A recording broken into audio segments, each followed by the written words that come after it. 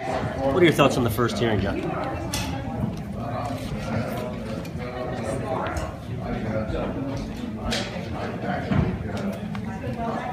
Well, it was our first hearing.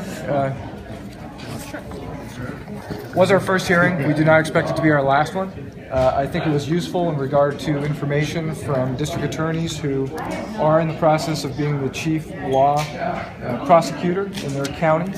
So it was important to have some information from their perspective. As I mentioned, I guess halfway through, a number of the questions were related to their specific experience.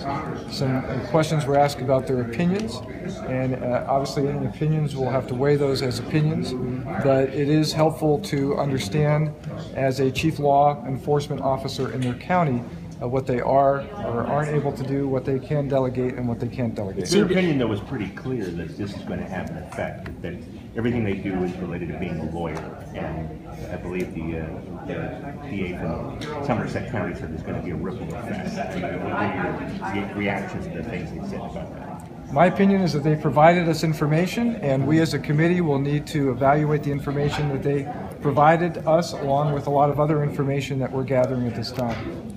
Senator, have you been able to effectuate service for the documents you're trying to get from the Attorney General yet? Yes, we did that on Friday.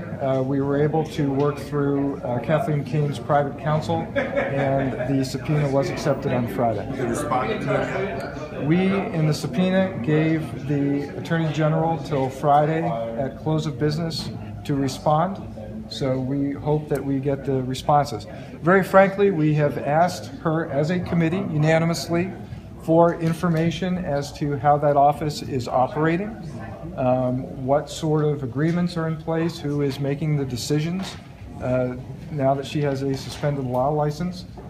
Frankly, I believe we as a committee feel that would be very important to know as we do this deliberative process. So we are hopeful that she in fact will provide us the documentation so we can understand fully how that office is currently operating. And if she doesn't, maybe I don't understand. I thought she'd already said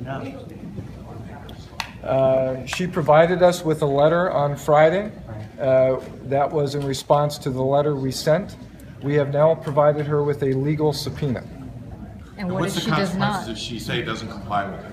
At this point, let's hope that she will provide the information to us at the close of business on Friday. Does the Senate, though, have power to sanction her, or do you have to go through a judge for that? We would have to go through the same process. I mean, we have our ability through the Senate, and the same process for anyone else not abiding by the subpoena would be in place. What are your options, Senator? What are your options if she does not respond? Let's hope that she responds to the subpoena as we requested. You're explain your options?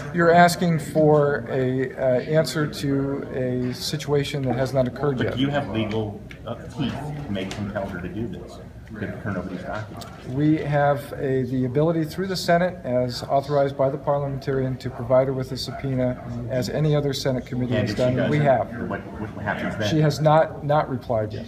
Can we get a copy of the subpoena? You can get a copy of the